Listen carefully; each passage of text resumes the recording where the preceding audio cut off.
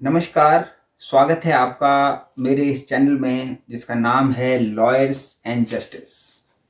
Lawyers and justice इसलिए क्योंकि lawyers justice provide कराने में लिटिगेंट्स की हेल्प करते हैं। दोस्तों, आज मैं एक बहुत ही इम्पॉर्टेंट टॉपिक आपके साथ डिस्कस करूंगा, दैट इज इसका नाम है मेंटेनेंस, भरण पोषण। मेंटेनेंस केवल वाइफ की बात नहीं हो रही है, मेंटेनेंस वंचित और शोषित छोटे बच्चों की जो कि माइनर हैं उनकी भी बात हो रही है। मेंटेनेंस जो कि ऐसे माँ बाप हैं जो शोषित हैं उनकी बात भी हो रही है। मेंटेनेंस ऐसा हस्बैंड या पति जिसकी इनकम नहीं है पर उसकी पत्नी की इनकम हायर है, उसकी बात भी हो रही है। तो दोस्तों, मेंटेनेंस एक ऐसा कंसेप्ट जो कि बहुत बहुत बहुत अटेंशन मांगता है, हम इस वीडियो में डिस्कस करेंगे। बने रहिएगा मेरे साथ।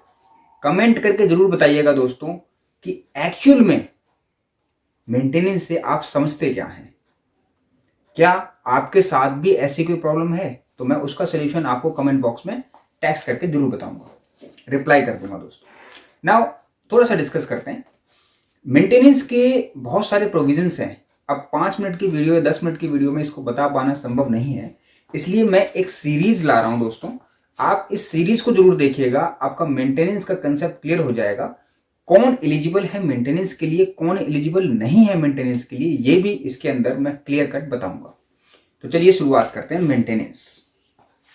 देखिए, भरण पोषण का मान लीजिए दो व्यक्ति हैं, हस्बैंड और वाइफ की बात कर लेते हैं। सबसे पहले मान लीजिए हस्बैंड और वाइफ है।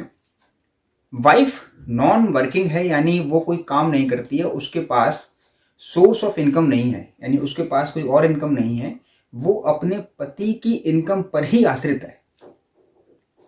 और हस्बैंड जो है वो उसकी इनकम है, वो जो भी कमाता है उसका परिवार उसी पर आश्रित होता है। मान लीजिए किसी प्रकार का कोई डिस्प्यूट क्रिएट हो गया और हस्बैंड और वाइफ के बीच में जब डिस्प्यूट हुआ तो हस्बैंड ने उसको मेंटेनेंस देना बंद कर दिया। जब वाइफ को मेंटेनेंस नहीं मिला तो उसने कोर्ट का रुख किया। अब कोर्ट का रुख करने के लिए आपके पास बहुत सारी प्रोविजंस हैं, जिसमें 125 यानी 125 क्रिमिनल प्रोसीजर कोड है, आप उसमें जा सकते हैं। सेक्शन 23 डोमेस्टिक वायलेंस एक्ट है, आप उसमें जा सकते हैं। यदि आपने हिंदू मैरिज एक्ट की कोई पिटीशन फाइल की है तो उसके अंदर सेक्शन 24 है, आप उसमें जा सकते हैं। यदि आपने कोई स्पेशल मैरिज एक्ट की पिटीशन फाइल की है तो आप उसमें भी जा सकते हैं। डिवोर्स एक्ट की है तो आप उसमें भी जा सकते हैं। बहुत सारे प्रोविजंस हैं। सम गार्जियंस एंड वार्ड्स एक्ट है, उसमें भी है, बहुत सारे प्रोविजंस हैं। तो किसी भी प्रोविजन में आप गए, मेंटेनेंस सिमिलर है, उसका कंसेप्ट सिमिलर है। आप किसी भी प्रोविजन के अंदर गए, जब आप मेंटेनेंस के लिए गई, यानी कोई लेडी गई और उसने एक पिटीशन फाइल कर दी मेंटेनेंस की, तो क्या वो कंटेंट्स हैं जिसको कोर्ट ऑब्जर्व करती है मेंटेनेंस ग्रांट करते समय। अब इस चीज को समझिएगा कि जब पिटीशन फाइल की तो एक सुप्रीम कोर्ट ने जजमेंट पास की थी, रजनीश वर्सेस नेहा। ये बड़ी इंपॉर्टेंट जजमेंट है, आप गूगल पर सर्च करके इसको पढ़ भी सकते हैं। बेसिकली मेंटेनेंस के लिए एक गाइड है कि मेंटेनेंस किसको मिलेगा, कब मिलेगा, और जब मेंटेनेंस का ऑर्डर पास हो जाता है तो मेंटेनेंस दिलवाया कैसे जाता है। देखिए, मेंटेनेंस का ऑर्डर पास होने का मतलब ये नहीं है कि आपको पैसे मिलने शुरू हो गए।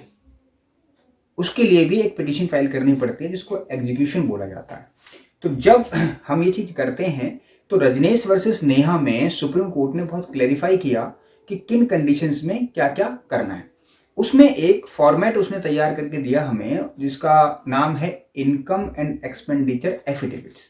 तो जो इनकम एंड एक्सपेंडिचर एफिडेविट होता है, देखिए एक पूरी वीडियो तो इनकम और एक्सपेंडिचर पे ही बन सकती है, एक नहीं, मतलब मैं कहूँगा 3-4 वीडियोस, क्योंकि उसके अंदर बहुत सारे कॉलम्स हैं, किस तरीके से भरना है, क्योंकि उसकी लायबिलिटी क्रिएट हो जाती है। तो पूरा फॉर्म है। अब उस फॉर्म के साथ आपको अपनी 3 साल की बैंक स्टेटमेंट देनी है और आपको सैलरी स्लिप देनी है। अगर नॉन वर्किंग है तो आपको लिखना है, यानी जो उस इनकम एफिडेविट के अंदर आप लिख के देंगे, याद रखिएगा, वो आपकी सबमिशन हो जाएगी कोर्ट में और ओथ माना जाएगा। तो उस कंडीशन में अगर कोई भी चीज झूठी पाई गई तो फिर आपके अगेंस्ट में एक केस बन जाएगा 340 सीआरपीसी का, झूठ बोलने के फेवर में। तो वो काफी नुकसानदायक हो सकता है। इसलिए कभी भी झूठा एफिडेविट कोर्ट में नहीं फाइल करना चाहिए किसी भी सर्कमस्टांसेस में। अब दोस्तों जब वो इनकम एफिडेविट कोर्ट में आ जाता है तो उस कंडीशन में फिर आर्गुमेंट होता है, कोर्ट डिसाइड करता है।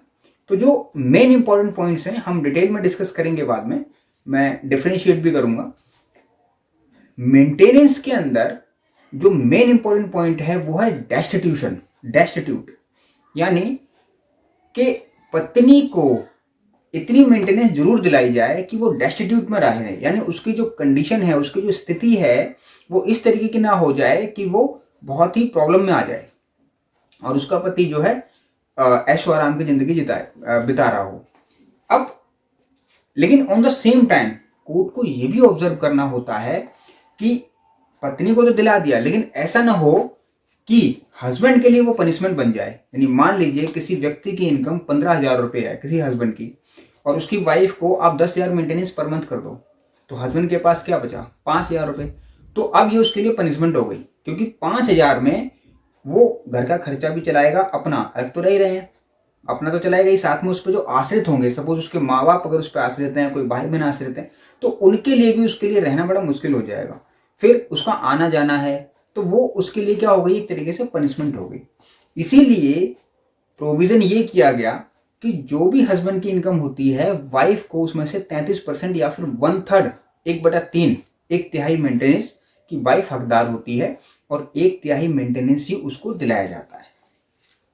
तो जो वर्ड आया डेस्टिट्यूशन, की पत्नी को इस कदर मतलब दिक्कत का सामना ना करना पड़े, जो उसका पति जीवन जी रहा है, चाहे वो लेविश है चाहे वो नॉर्मल है, उसी प्रकार का जीवन उसकी पत्नी भी जिए। यानी अगर वो मैट्रिमोनियल होम में होती, ससुराल में होती, तो जो जिंदगी वो जी रही होती वही जिंदगी उसको कोर्ट ऑफर करता है सेपरेट होने के बाद, यानी अलग होने के बाद दोस्तों। तो ये इसका एक मेन इंपॉर्टेंट पॉइंट है, या फिर कह रहे हैं यही एक थीम है जिसके ऊपर मेंटेनेंस डिसाइड होता है। बहुत सारे और भी फैक्टर्स हैं, जरूरी नहीं, लेकिन ये एक इंपॉर्टेंट फैक्ट्स है। ये रजनीश वर्सेस नेहा में कंक्लूजन पॉइंट में लिखा भी हुआ है, आप चाहें तो वहां जाके पढ़ भी सकते हैं दोस्तों। एक अभी दिल्ली हाई कोर्ट की लेटेस्ट जजमेंट भी है, आप चाहें तो उसको भी देख सकते हैं, मैं कमेंट बॉक्स में उसका लिंक भी डाल दूंगा दोस्तों। अब बात आती है कि मेंटेनेंस डिफरेंट प्रोविजंस में है, लेकिन उसका इफेक्ट क्या है और उन मेंटेनेंस का जो मेन डिफरेंस है वो क्या है। क्यों 125 सेक्शन में ही जाएं या फिर क्यों 23 सेक्शन में जाएं डोमेस्टिक वायलेंस एक्ट के? इनमें क्या कोई प्रोविजन में कोई डिफरेंशिएशन भी है, या कहीं ज़्यादा मेंटेनेंस मिलता हो, कहीं कम मेंटेनेंस मिलता हो? इन क्वेश्चंस के आंसर हम नेक्स्ट वीडियो में ट्राई करेंगे दोस्तों। ध्यान रखिएगा, मेंटेनेंस का कंसेप्ट बहुत वास्ट है। सिर्फ इतना नहीं कि आपने पिटीशन फाइल की और मेंटेनेंस मिलना शुरू हो गया। रिस्पोंडेंट यानी हस्बैंड हमेशा उसको डिफेंड कर सकता है अगर उसके पास सॉलिड ग्राउंड्स हैं और लॉ की जानकारी है। तो दोस्तों, लॉयर्स एंड जस्टिस चैनल आपके लिए इसी प्रकार की जानकारी प्रोवाइड कराएगा और मैं ये कंटिन्यू सीरीज चलाऊंगा दोस्तों। आप बने रहिएगा मेरे साथ और वीडियोस को क्लोजली फोकस कीजिएगा। ये आपकी जानकारी के लिए, आपके केस की जानकारी के लिए बहुत इंपॉर्टेंट है। तो इसी प्रकार की जानकारी के लिए बने रहिए मेरे साथ और देखते रहिए ये सीरीज, मैट्रिमोनियल सीरीज, जिसके अंदर हम फर्स्ट डिस्कस कर रहे हैं मेंटेनेंस। नमस्कार दोस्तों।